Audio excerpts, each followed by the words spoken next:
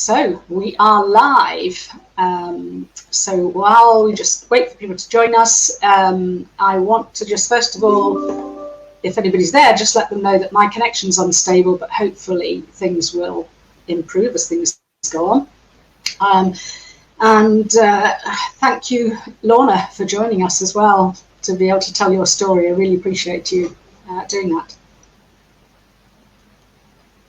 It's nice to have you here anyway, Lorna. Thank you. Thank you. So we'll just wait while a few people join us, as they usually do. As the plot ticks forward, we get more and more people joining us. But you are now, you completed the training, Lorna? Yes, that's right. Yes, yes. The training, yeah. Yep. And this is yet another of our practitioners who has gone through their own journey and then decided to do this work themselves. And there are so many of us where that is the case. So, Lorna, would you like to just start talking, bearing in mind that this is recorded and that people can be watching this afterwards as well. But do you want to just start by telling us a little bit about, first of all, the symptoms that you had and what life was like for you? Because then we can maybe link that back into the connections that you've made. Yeah. So the main symptoms that I started with was fatigue. That was the main thing, just not being able to do what I would normally do. And with time, that fatigue got worse. And then it became more evident that it was a heart rate issue, that my heart rate wasn't responding like it should do. Can I just ask you what was, because I know you were quite active. So what was what activities did you do, and therefore how was it affecting you? So I've always been a hill walker, a cyclist. Mm-hmm. So they were the main activities at the time. Of skiing, was very keen skier. So when symptoms started, it would be like I'd go on a normal 20-mile bike ride, and then the next day just going for a short walk was just like wading through mud, and just profound fatigue, which didn't make sense because my normal would be I'd go for a bike ride one day, and the following day I'd go for a walk, and most days of my week I'd do something quite physically active. Yeah. And that fatigue just stopped me. It didn't make any sense at the time when it first started. And how soon before you actually went to a doctor, for example? Quite a few months, probably 10 months. I think for myself, I was in denial. I was trying to work it out for myself. I was in denial that there was a problem, blaming it on I'm tired, or maybe I've just done too much. It's not real. This isn't happening to me. So very much a denial approach. It's typical nurse in me. Let's just ignore it, and hopefully it will just go away. Yeah, absolutely. But it didn't. And I was working in A&E at the time, and I just said to one of my colleagues, I just feel like my heart rate's banging away. And they did a heart tracing, and my resting heart rate was around about 120. Wow. I wasn't doing anything. Wow. Because you are an advanced nurse practitioner, aren't you? Yes, I've been working as an advanced nurse practitioner in a GP surgery. So easy to get your heart rate checked then. Yeah, I mean, at that time I was working in A&E, accident and emergency. So I did that for many years beforehand. So what happened for moving forward from then? So eventually I got sent to see a cardiologist. Number one said, you're just anxious and depressed, which actually I wasn't. And even my work colleagues in A&E said, no, you're not anxious. You don't come across. I was running an A&E department. I didn't come across with an anxiety problem. Yeah. So that was number one. Time went by, sent to another cardiologist who was on the right lines, who said there's something wrong with your autonomic nervous system. There's nothing wrong with your heart. It's the controlling mechanism of your heart that's a problem. And it's that was like, okay, right. That gives me a clue. To move forward. And then from there, I got put on medication, which was a good starting point. It just helped me start to move in the right direction. And eventually I got a diagnosis of PoTS, which is Postural Tachycardia Syndrome. Postural meaning upright, tachycardia meaning fast heart rate, syndrome meaning a collection of symptoms that come together. So that was the diagnosis in the end. Right. Okay, great. I'm just going to say hello because we've got Irili and Shaheen saying, hello, Lorna. Hello, Georgie. Hello. Oh, sorry, no, Irili just says, hello, Lorna. She doesn't say hello to me. It's all right, Irili. I am not going to take any offense. Anyway, okay, so you were on medication. Did that actually improve the symptoms that you had? Thanks, Irili. Yeah, so initially, yes, it did. It dampened things down. But I would still say, even with medication at that stage, I was still quite symptomatic with it. And over a period of a number of years, the symptoms have lessened quite significantly with the medication. Oops. Sorry. It's either leave the door open and they come in and walk around, or I shut the door and then I get yelled at and have to open the door. Exactly. Right. So how did that affect your life? So you're saying a few years, but how did that impact your life over those years? So it was just really hard. Everything was hard work. And I kind of, it felt like my body was saying, you have got to stop. You've got to stop pushing yourself. You've got to stop trying to do the things that I wanted to do, which is actually really hard when you're used to a very high level of activity. Yes. And actually I had to wean myself off activity to get to a point where I just wasn't doing much at all. I was just doing really gentle walks, which it sort of made me realize how I suppose the activities had become really important to me, and actually that I was holding on to them, my activities, my fun things, but actually I had to let them go and say, do you know, okay, if I never walk up a mountain again, that's okay.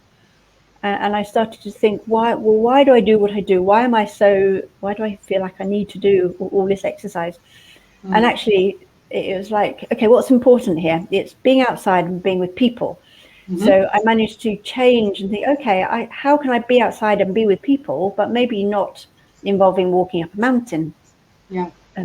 So number one was I had to stop. I think that was the biggest thing. And the hardest thing when I'm a very sort of driven, go type of person. Yes. So learning to stop, learning to do things slowly. But just the fatigue was really hard. And so I had a period of time where I didn't do much activity at all. So a number of months. Right. And did that include work, or were you able to carry on with work? So I did manage to keep going with work. I probably shouldn't have done when I look back, because it was really, really hard. I was working in A&E, and they made various adjustments. So I changed my role quite significantly. So I had a more sort of sedentary type of role within that role as much as was possible. I stopped doing night shifts, which it helped, but it didn't really help. Eventually, I when I finally got a PoTS diagnosis, the arrhythmia nurse at the time, she said, A&E is not the best place for you. And actually at that point I thought, I think you're right. And that's when I moved into a more of a primary care setting where I got a seat. It was a bit more relaxed. Yes. And that made a big difference, just making that change. Right, absolutely. I just want to bring in some of the comments going on. First of all, Olivia says, didn't Ella Woodward of Deliciously Ella have PoTS? Yes, that's right.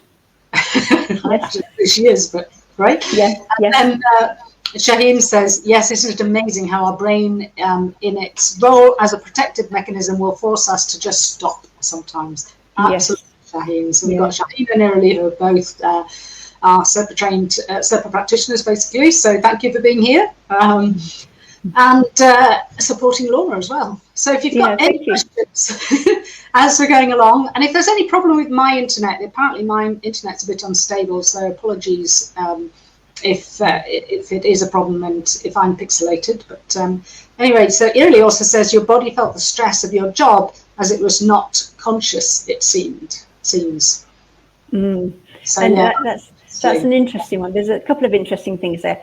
I always felt like I was on a hamster wheel going round and round at a high speed, and I couldn't get off.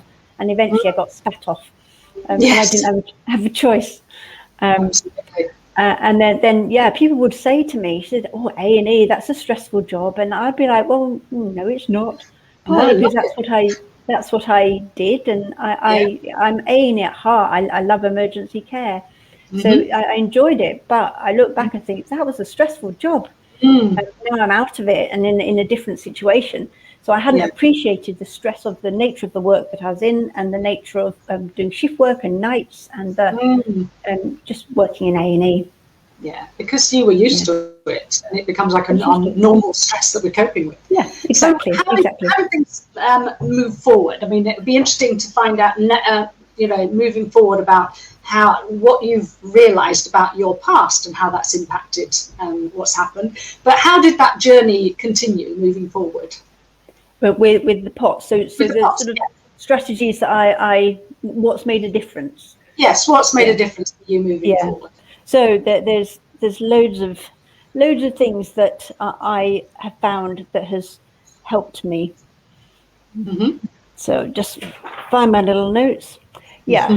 So some of it was I had to change some of my beliefs and mindsets. So the first thing I changed was working part-time. In my head, I was like, but I need to work full-time. I don't know why, but I just had this belief. I think it's cultural. I ought to, should, exactly. But it was like something in me was saying, no, go part-time. And actually that was a really good step, kind of giving that up. No, I don't have to work full-time. Let's go part-time. And I've actually become increasingly more and more part-time as time goes on. So now it's like, now I've done the part-time thing, it's like, oh, why didn't I do that before? That would have made such a difference. So if anybody's considering going part-time, I fully recommend it. So as I've said, I had to give up my activities and think differently, come to a point of acceptance with the symptoms. I chose not to fear. I think fear can often be such a big barrier. So even though I was symptomatic, I chose not to allow fear of symptoms or fear of how I felt stop me from doing things. So yes, I would sort of push the boundaries and go for a walk and try and go a little bit further and a little bit further. And yes, I would have days where I'm just like, oh, I'm really, really done in today, but that was okay. I recovered. As you would say, is a temporary increase in symptoms. That was okay. And another day I'd do a little bit more, and I'd surprise myself with how much I could actually achieve. So gently pushing the boundaries. Also, I chose not to have sort of fixed mindsets about things. I often hear people with some chronic health conditions saying things like, I can only walk for 100 meters. I can only do this. I can only stand for 5 minutes. Sometimes medical professionals tell people that only stand for 5 minutes. And that's a very fixed mindset. So if you have in your head you can only do this, then you will only do that. So I chose not to have. It was fluid. It was go with the symptoms and listen to my body, learn to listen to my body, push the boundaries, and not set any barriers to that. And even saying things like at the end of, if somebody says, oh, I can't do this, just adding the word yet on the end of that sentence helps change that into a growth mindset rather than what Olivia says, which is a limiting belief. And I think that's a key thing that, what we're saying to ourselves. What are we saying to ourselves? I chose not to say I can't.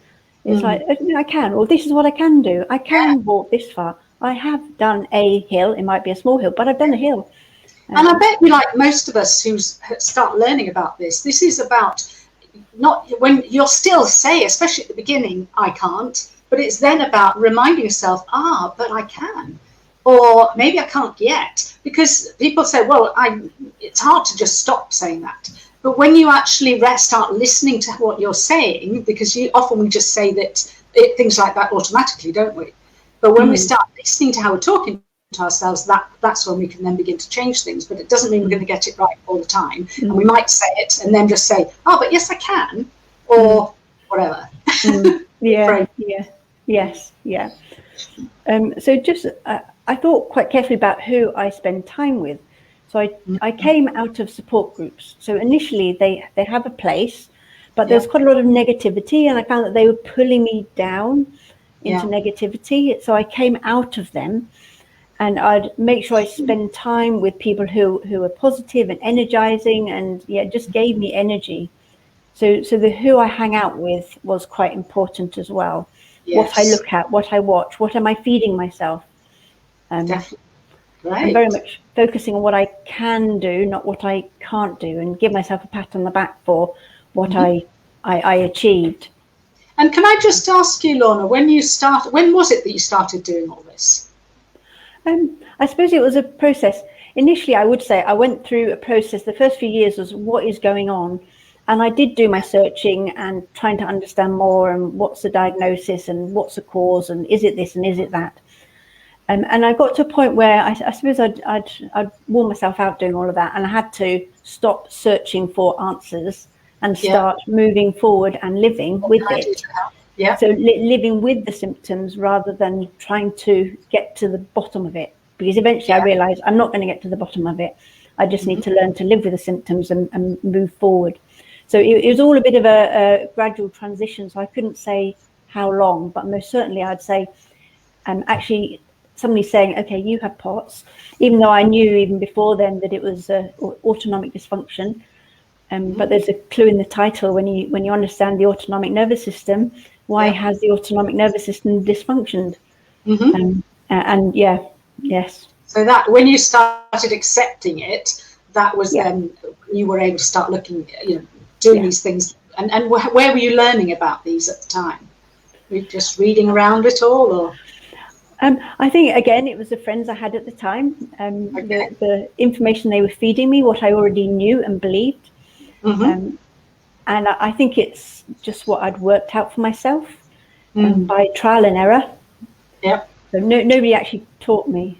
Right. And when did you begin to recognise that there was other stuff that you could help yourself with? Like you started doing art training, but when did you begin to recognise that actually maybe your past played a part, maybe the rushing around played a part, etc.?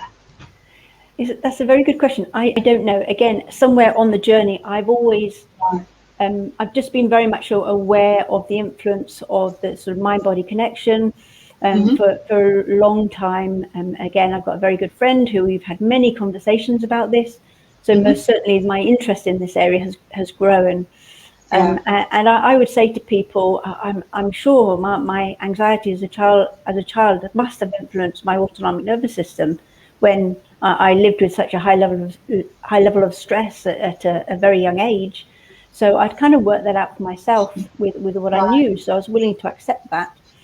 And when I looked at what was going on in my life around the time symptoms started, I'd look back and think, oh my goodness, no wonder I got spat off the hamster wheel. Absolutely. So I think I worked it out myself, reading some books, learning more. Yeah, well done. So one of the things that Olivia says, do you mind if I ask you how old you are, please? The reason I ask is, was it perimenopausal or hormonal?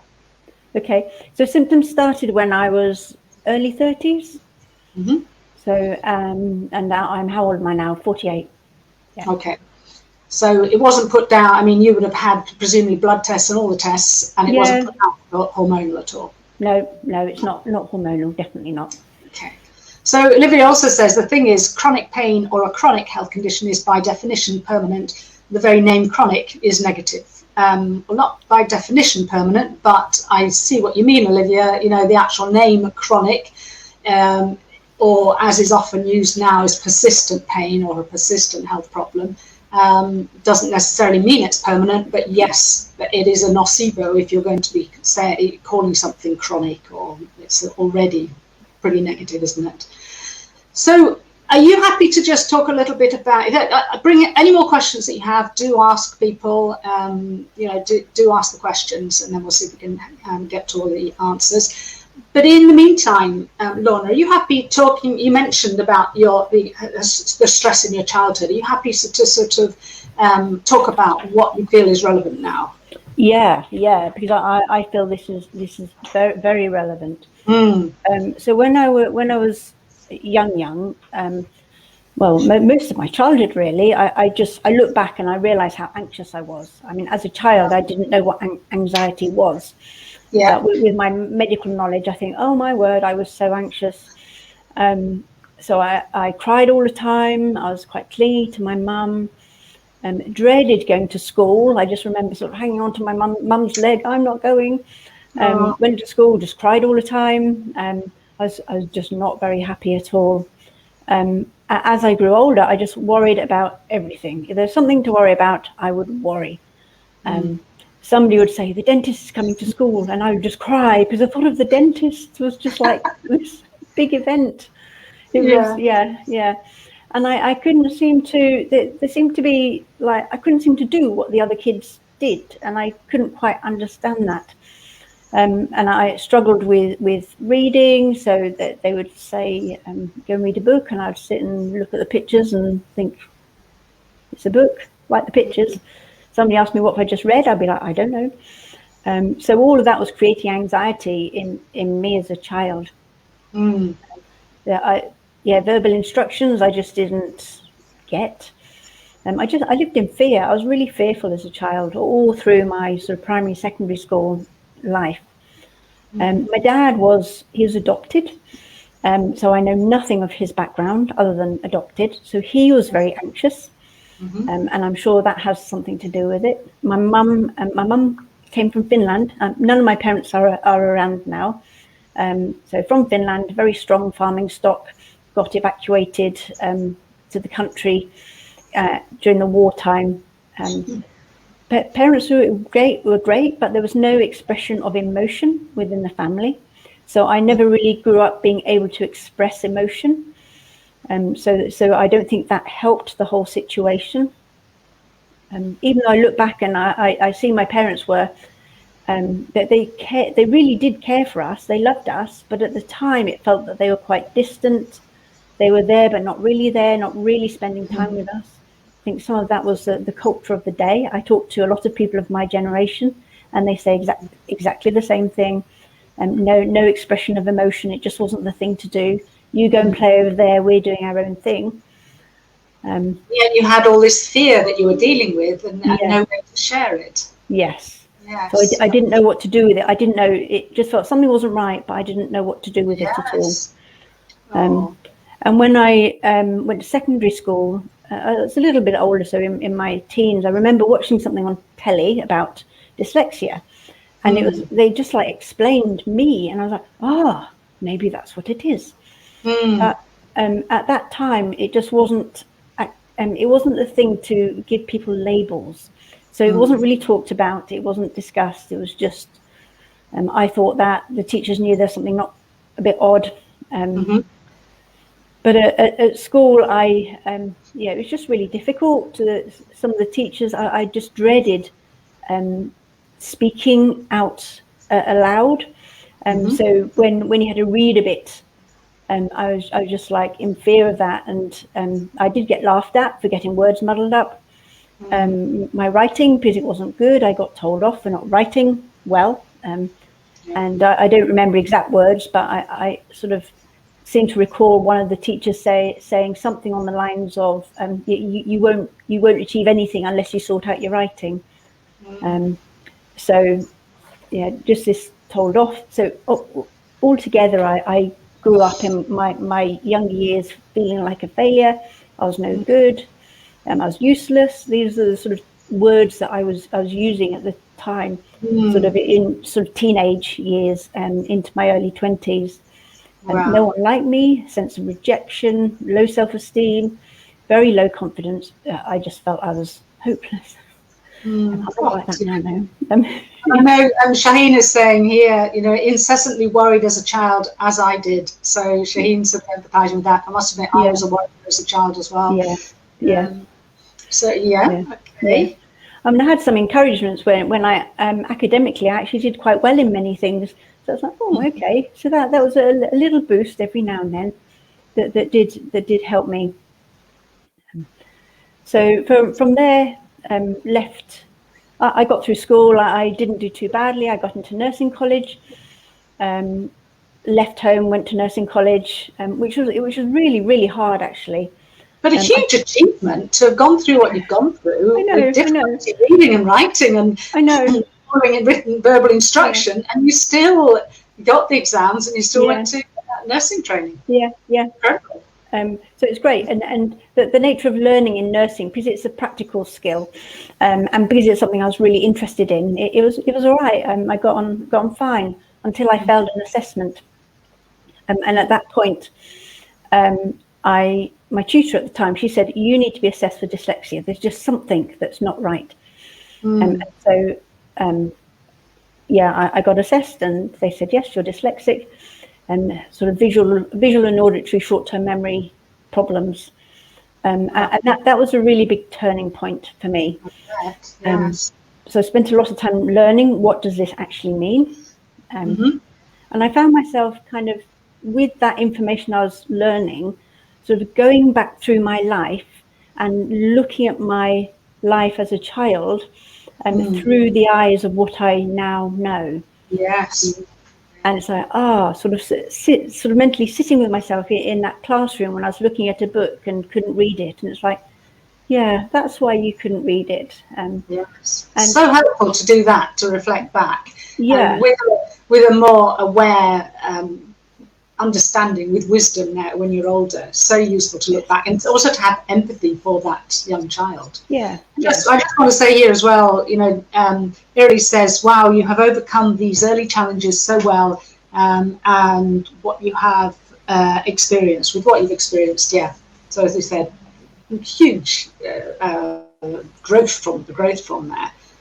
What achievements. And it really says, makes sense, when we are in defense mode, we can't learn or be creative. Absolutely. And Shaheen says you should be so proud of yourself. Oh. Just realised I've taken my glasses off and now I can't read those. So maybe I'll just put my glasses off and I can read it better on hearing.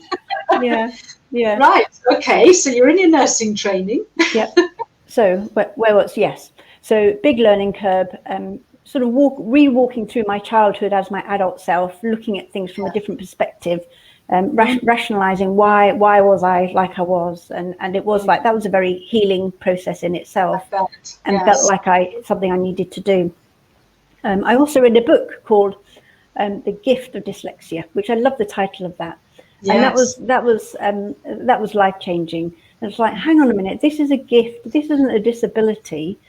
Again, the education system makes it a disability, but there's nothing wrong with my brain.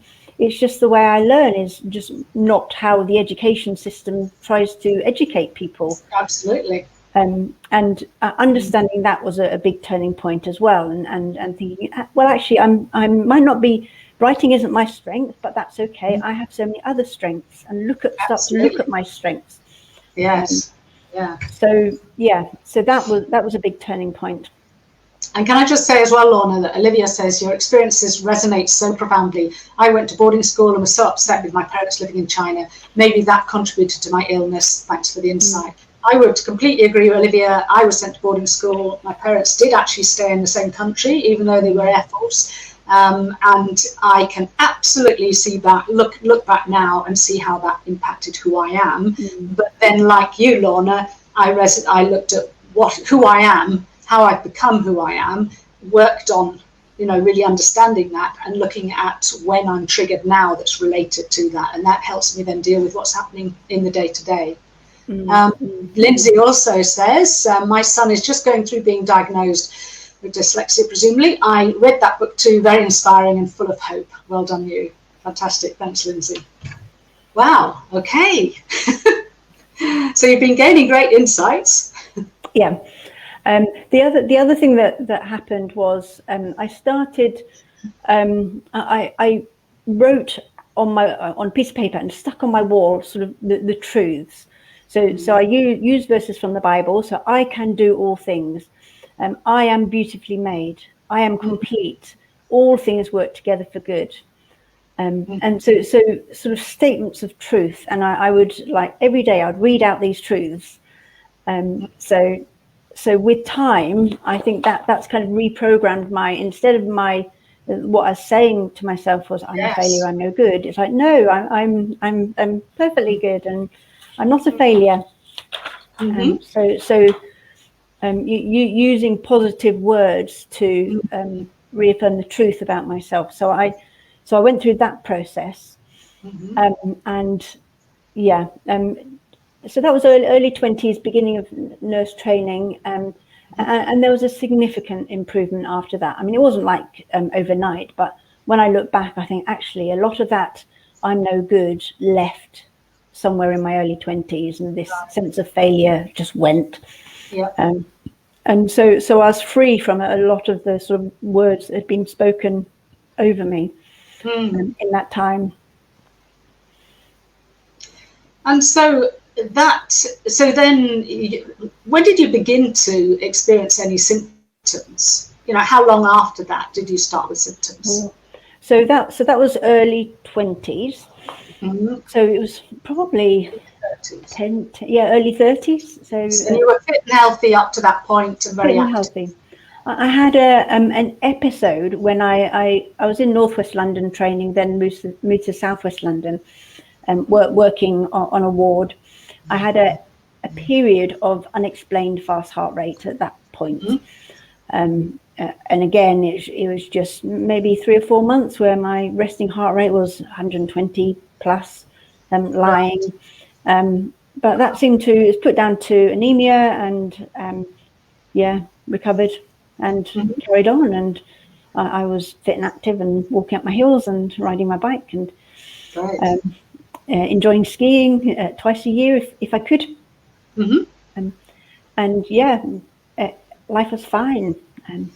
So what do you think? I mean, I know you had a stressful job, you were working very hard, but what else do you feel sort of tipped everything to actually trigger these symptoms that you started with in your early 30s? So I think there was a collection of stresses that were going on at the same time. So, I mean, positively, I was doing some work as a ski instructor in the Alps. But I was backwards and forwards to the Alps. So I do, say, three weeks in A&E doing shift work, then go to the Alps for 2 weeks, then come back, do another 3 weeks in A&E, go back to the Alps. Looking back, I think, oh my goodness, how did I do that? Fun but hectic. Fun but hectic. Yes. So that was going on. So I was pushing myself physically. I was pushing myself to the physical limits. I had a cold, a virus at the time. Nothing significant, but it was just a lingering, annoying virus. But I was still pushing myself physically and doing all of this. And I was working full time in A&E doing shift work. My dad had died in the sort of year before. So I was single, running my own home.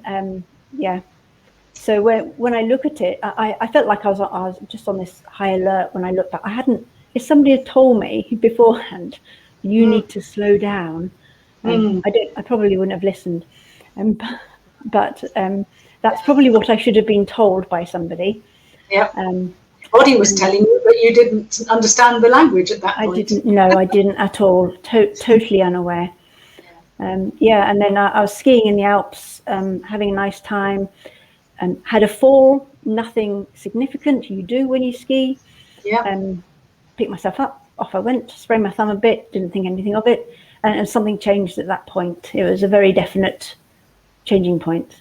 But then changing point, and then a very gradual worsening of what's going on here, fatigue.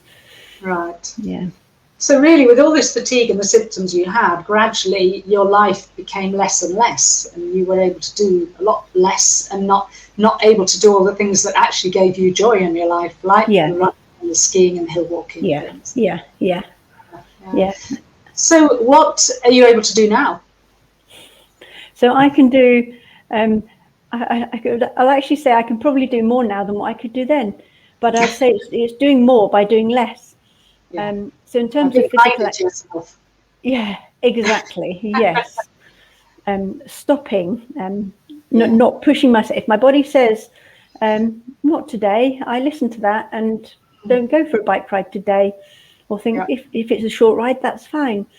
But as a result, we're off to Scotland in a couple of weeks, so walking up the mountains in Scotland, and I mean the Scottish Munros are they're big hills. It takes a lot of capacity to be able to walk up those hills for a number of hours a day. yeah, when symptoms started, I mean, even walking up the road was a deal. So to now be able to do my Scottish hill walking. Fantastic. Yeah. And you did want to become a ski instructor, didn't you? Yeah, I did. It was a dream that was taken away from me, and I kind of had to let go of it and thought, I don't know if this is going to happen. But I thought, no, we'll just park it. Maybe it's not going to happen yet. And then with time, I thought, well, how can I achieve this? And there's actually an opportunity to do like half the course in the UK in a snow dome. Right. So I did half the course, which helped improve my ski technique. So I passed that course. So I was halfway there and had lots of practice in the Alps, focusing on technique. And eventually I did the 2-week intensive ski instructor training course. And I had a lovely time because I was so well prepared. It meant I wasn't stressed when everybody else was stressed. Or on the day off, one day off, I had a day off, and I sat in a cafe and sunbathed while I was watching the other course participants practicing. I didn't need to because I was just so well prepared, and I passed the course without any problems at all. So the waiting and actually enjoying the process was quite nice. I bet it was, yes. And I've since then gone on to do another module or a couple of modules for the next level up, which is never had thought that would be possible. So maybe the next thing is we should all have a skiing holiday as practitioners, SIRPA trained practitioners, and you could be our instructor. Eerily, I know you'd be up for that. Eerily would be, yeah. Yeah, I would be.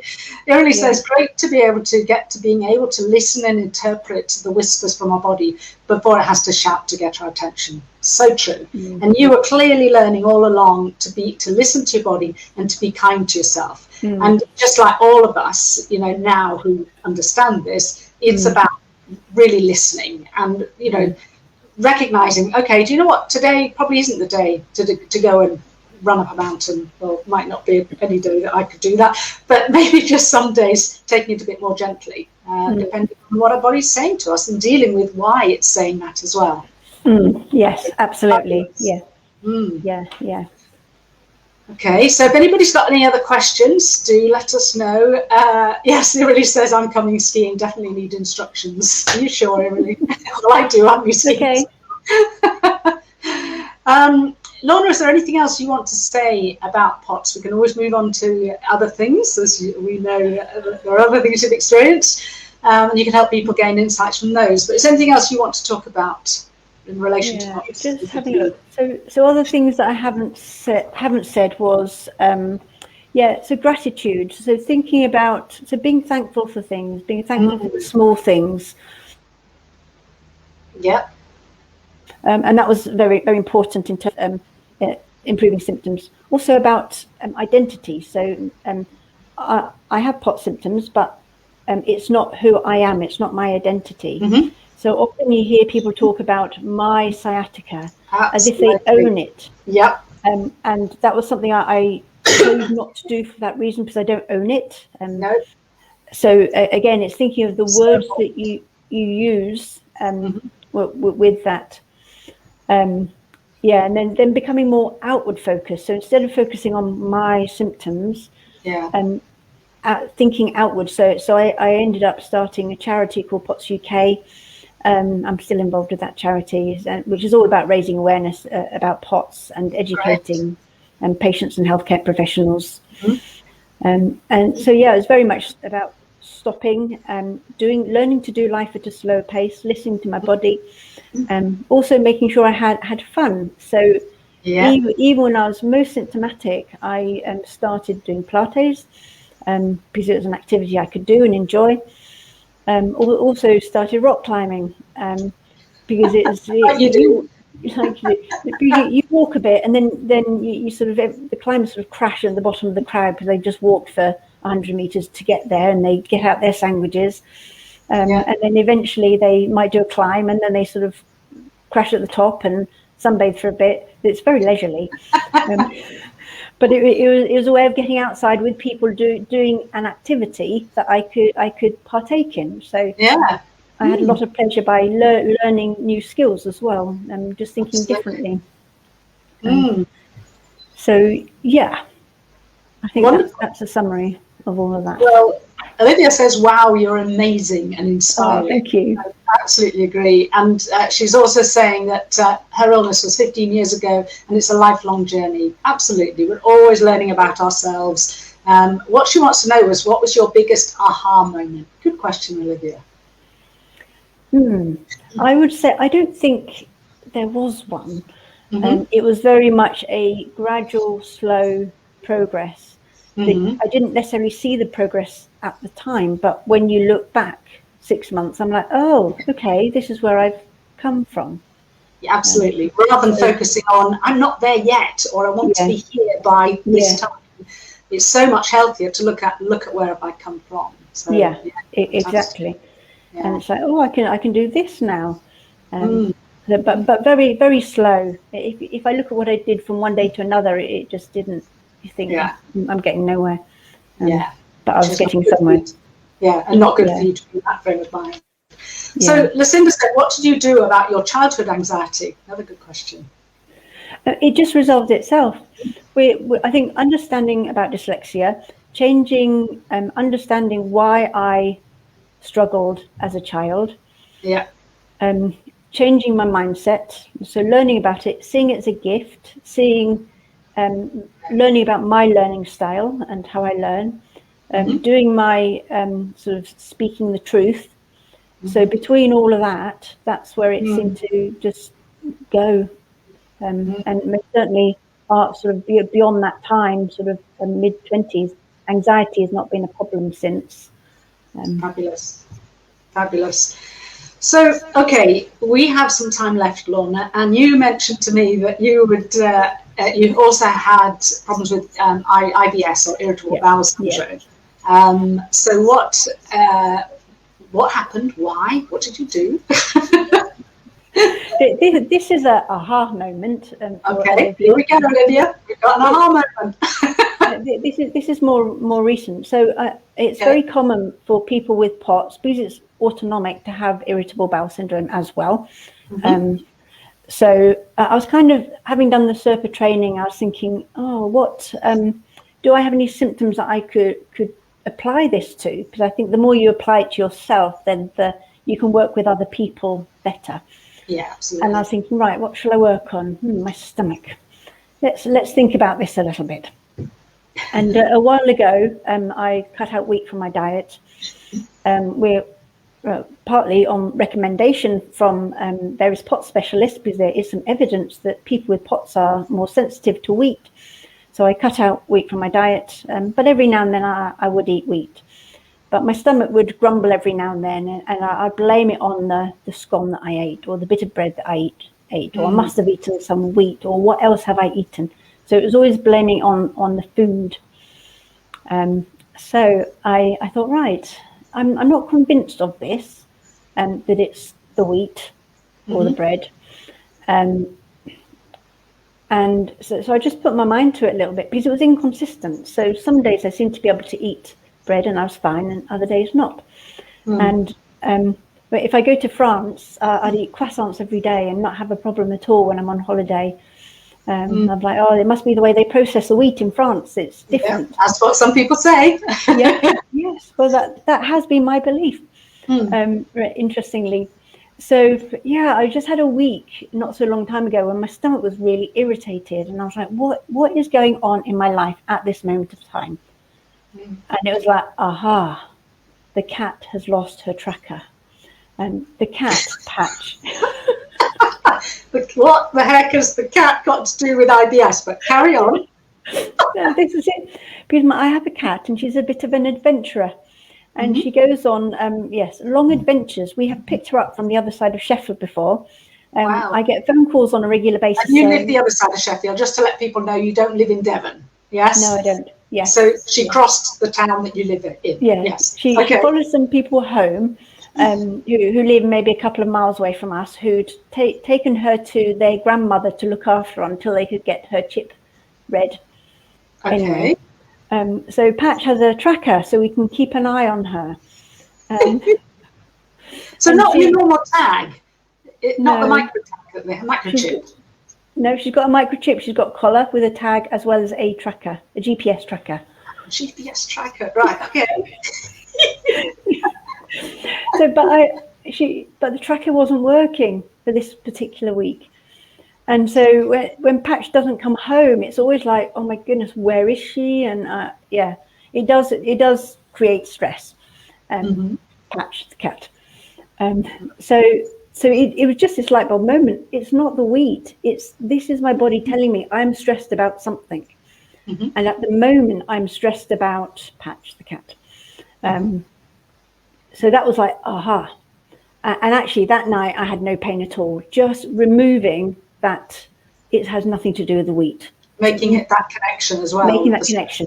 Yeah, I think that in itself was really, really powerful. And not blaming it on the wheat. Remove what the hook is, what we blame it on. Yes.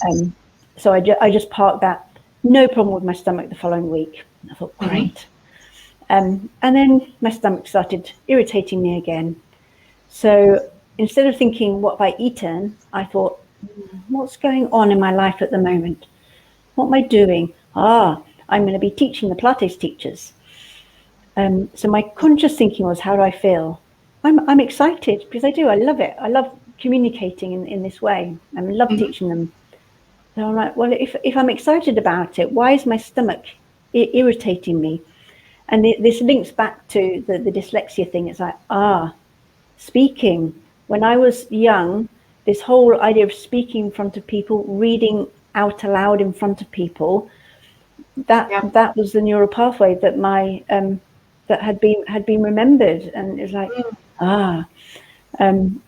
so that was just like, that's what it is. It's this fear of speaking that I had, that had developed from childhood. Even though I'd overcome it, the neural pathway was being triggered by speaking. Absolutely, that's the common. What's happening in the day now, in the moment now, can trigger old dormant neural pathways. And you like that, Lee says, and then agreed. Olivia's agreed. So then I thought, actually, if I think the 2 weeks beforehand, I was also teaching Pilates teachers, and the same thing happened again. So this is the thing here. So what? Yeah, I started seeing the pattern. So I did some journaling about that. I just wrote down sort of from a child's perspective how it made me feel speaking. It wasn't many words. I just put some words down. And again, now I've made that connection. And last Saturday I was teaching Pilates teachers again. I haven't had any problems since. And I've been eating wheat every day, and I've been absolutely fine. Wonderful. So it's great. But I know if my stomach irritates me, I will stop and think, what is going on in my life at the moment? So While it's whispering before it shouts. So I'll think very differently about what is this all about. So it is all about listening to our bodies, isn't it? And to really, yes, some people might say, yes, but I'm intolerant to this, I'm allergic to this. Well, why did you become intolerant to it or allergic to it? What was the trigger? What was going on at that time? And it's always questioning ourselves, isn't it? Absolutely. Yay! Olivia also said, have you read Wheat Belly by Dr. William Davis? No, I haven't read that one. No. So the answer's no to that. Another one to add to my collection of books to read, of which there are many. Yes, I've got so many. Still yet to get through them all, but long list. Okay, so Patch the Adventurer then. Is the GPS working at the moment? Yeah, it is. Yeah. I never thought of putting a GPS on our cats. You probably don't need to. No, they're usually up in the fields or the woods behind the house, but can certainly consider it. Okay, so Lucinda says, so did just journaling cure your fear of speaking in public? That's an interesting one, but go on, Lorna. I suppose that I've been speaking in public for quite a long time now, but I hadn't made the connection that my stomach is irritated when I speak in public. So I consciously feel very comfortable with it. But my stomach obviously wasn't comfortable. So there's something that was not completely comfortable. And just because you've made that connection doesn't mean that in a month's time, if you're talking to a bigger group or a different group, that there might not be another trigger. But it's about, again, okay, when have I felt like this before? Acknowledging that, and then that will probably settle as well. So it doesn't mean that we can just journaling once means, okay, sorted that, not going to have that problem again. That's a dormant neural pathway. But once we're more aware of the emotional side as well, and we start dealing with the emotions more, then we don't need the signals, do we? Doesn't mean that we're not going to get signals at some point, though. And I did a course recently, and the lady there was saying, where do you hold stress in your body? Which is such a good question. And that was another one of the things that made me think, well, where initially I was like, I don't know. Now I'm like, my stomach. That's where I hold stress in my body. So if my stomach becomes irritated, I will think, okay, my body is telling me there's a stress, and thinking, what is the current stress going on? And again, it might link back to another childhood event that hasn't come to the conscious thought as yet. Yeah, and we can't journal about every day in our childhood. But what we can do is start just really being more aware of how we're feeling, becoming more emotionally aware, really recognizing our felt sense, and dealing with that when it's triggered. And that could be at any time, because there's so many neural pathways. It's like remembering a memory from the past. You know, we might suddenly think somebody says there's a birthday, and you suddenly remember a birthday in the past because that was one where you felt a lot of emotion. But the same thing can happen with unpleasant emotions as well, that they'll suddenly be triggered because they're an old memory, an old neural pathway. Yes, yeah, absolutely. So Olivia says, what about you writing a book? Oh no, you're the third person who said write a book. There's a theme here. If anybody's willing to help me write a book, we could do something. Olivia? We've got a few books that are on the go within the SIRPA community at the moment. It's quite an exciting time as more books start being written. It would be interesting to have a book on PoTS or about this sort of thing, because there's not a lot out there, and people aren't necessarily connecting PoTS as a mind-body syndrome at all. Yeah, absolutely. So that's definitely something to consider writing about. If you set up a charity, you can write a book.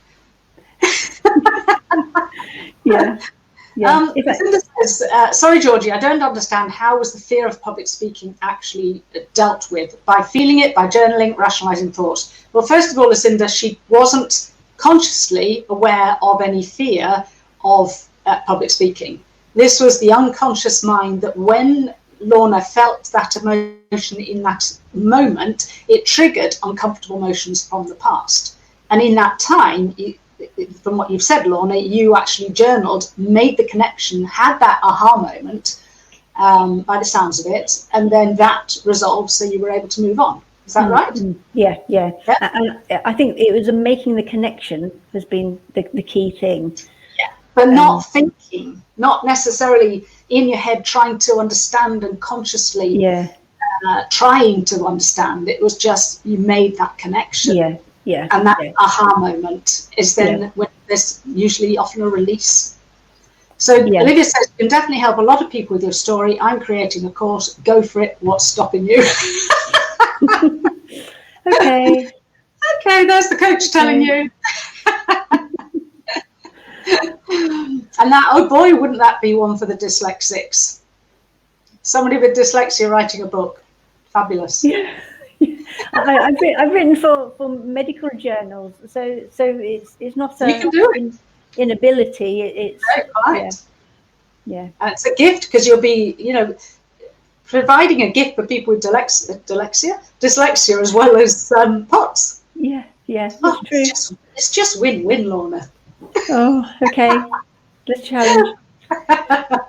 Maybe this is why I've given up one of my jobs to create more time to do other things, and maybe this is it. Maybe this is what you're meant to be doing. Maybe. Emily says, was your sleep ever affected? Massively so, massively. Right. Yeah. Good question, really. Yeah, it's a really good question. And I'd still say, I still have restless legs, and yeah, it's something to work on. There are sort of bits of symptoms that are all interrelated. Yeah. That there's still work to do. Is what I'll say. We're all on our own journey. Yeah, exactly. So sleep has definitely been, because again, it's the autonomic is when you're in sympathetic overdrive, everything's switched on, and it's like the off button didn't work, and that's what it can feel like. And actually, I now take the sertraline, which is an antidepressant, nothing to do with depression, but actually that helped with my sleep quite significantly. And then sleeping better also helped reduce my heart rate. Yes, I've noticed it. Yes. Yeah. So sleep is good, and having regular hours, stopping doing shift work, that made a big difference. Yeah, definitely. But it's still work to do on sleep. Yeah. That's fantastic, Lorna. Thank you so much. And I know people will, there'll be people who are watching this after it's been recorded, and that it will benefit more people, I'm absolutely certain. So thank you so much for spending time with us and telling your story and how well you've done and what you've overcome. Wonderful, thank you. Thanks for giving me the opportunity. Yeah, that's been great. And thanks everybody for listening in with your questions. It makes it more fun, and we can get more questions coming in when there are other people involved. So thank you very much, everybody. And we will finish now. Okay, thanks everyone. Bye. Bye.